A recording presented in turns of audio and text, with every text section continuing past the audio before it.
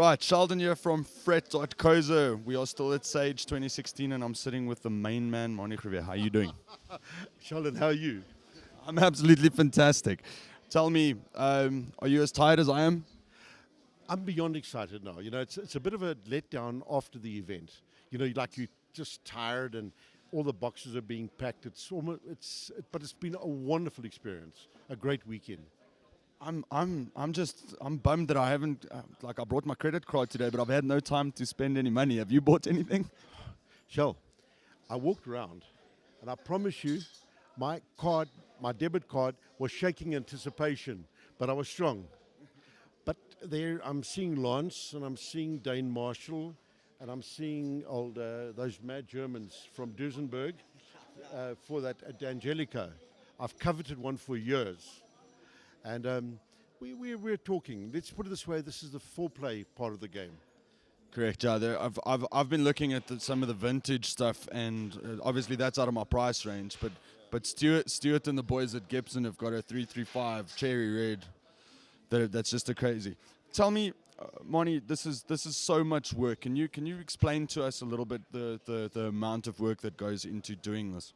Yeah, it is a lot of work. It takes me about a year to put the show together, and it's about relationships. It's about last year we did it the first time, and the industry thought it couldn't be done, and we did it with the support, especially of Yamaha, Dane Marshall particularly, Dane Clinton from Yamaha, and Peter Turk, Yuri.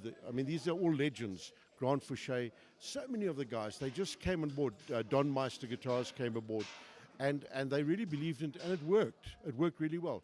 This year, we've got probably 40 exhibitors, but all the heavy hitters, we had Audio Show here, beginning with the A's, all the way down to the chaps selling Zemitis. They came up from Cape Town, guys came up from Durban, and I just see this event growing and growing and growing. Next year, we are going to be back at the Wanderers, and we're on the ballroom as where we're sitting right now in Sigma Guitars stand, and we're looking at expanding the show down to downstairs again as we were again, and upstairs for next year. It's going to be big. Next year it's going to be even bigger. I see there's a big interest from the guys from Cape Town. It seems like a lot of Joburg people don't get to see their products, and there's been a lot of interest of going to the Cape Townian stands, which is I really think it's a very good thing. Yeah, I think it's great. You know, the industry, South Africa is actually smaller than Texas, if you really think about it. You know, it's we're not such a big place. We're 2 hours from Cape Town, and I think it's great, especially for guys like Andreas Moth, who is here with D'Angelico, Zemitis, Dan Electro, and of course those incredible Duesenbergs. In fact, Andy Innes of Jaluka with Johnny Clegg's band plays a custom-built Duesenberg. They're all wonderful. They're great value for money as well. You know, these are good instruments. I had the pleasure of playing on one of the Duesenberg amps, the little baby combo, and it's such a sweet amp. Did you sit down and tinkle? I fooled around a bit with the Duesenberg. I loved it. Another great amp that I played here was J.P. LaRue's amps. He's a local builder. He's in Krugersdorp. Great stuff. The best pedals at the show have got to be Benjamin Craig. I'm just like amazed at what this young man puts into it, the passion he puts into it. It's great. And then, of course, you've got Lance with a Kemper.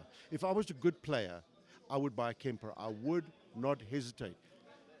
Or a Line 6, or the Mark amp. You know, there's 3 of them, and like you think, thank heavens I'm as poor as a church mouse. I can't afford either of them. Same here. I'm lucky enough to own a JP and some Craig amps products, and Manie absolutely speaks the truth. These are young, passionate people that are building things the way they should be, the way it's meant to be. Manie, what can we expect for Sage? You see, they're literally kicking us out on this interview. What can we expect for Sage 2017? Well, firstly, I'm going to drop the name guitar. I think I'll drop that. I think it would make the South African Music Instruments Expo. So it'll be like SAMI.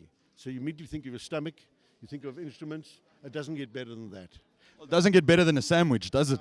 Like a SAMI. The last weekend of May next year, put in your diary.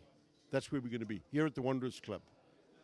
Well, from Fred's side, we're going to start planning press coverage and some Bumblebee videos for everything going down.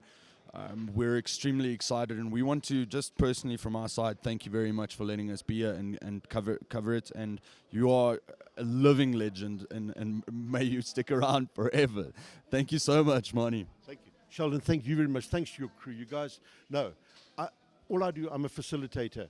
It's all the guys at the Expo that make it happen. It's all the thousands of people who come to the instruments, to see the instruments, to support the industry. That is where South African music is. South African music is real music, played on real instruments by real musicians. South African music is not stealing music from overseas, looping it, making noise with it, and then saying, this is South African music. And I will fight the SABC on that particular point. And I'll say that for the record. There's Manie. Passionate man, you can't beat that.